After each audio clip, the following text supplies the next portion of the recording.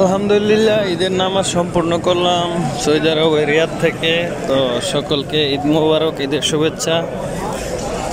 Saudi আরবে অনেক সকাল সকাল নামাজ হয়ে থাকে, 6টা বাজেই নামাজ সম্পূর্ণ হয়ে গেছে আলহামদুলিল্লাহ। পুরো রমজান মাস রোজা রাখার পরে আজকে ঈদ উল ফিতরের নামাজ পড়ে এই যে সকলে এখানে ঈদের আনন্দ ভাগাভাগি করতেছে প্রবাসীরা। আপনারা জানেন প্রবাসীদের এখানে আসলে বন্ধু বান্ধব বলতে বা ফ্যামিলি বলতে কেউ নাই, সকল প্রবাসীরাই প্রবাসীদের আপনজন। তো সকলেই আলহামদুলিল্লাহ ঈদের আনন্দ ভাগাভাগি করতেছে।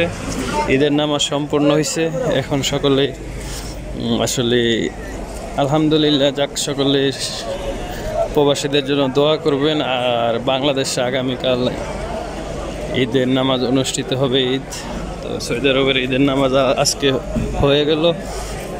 যাক, সকলে ভালো থাকবেন আর প্রবাসীদের জন্য দোয়া করবেন।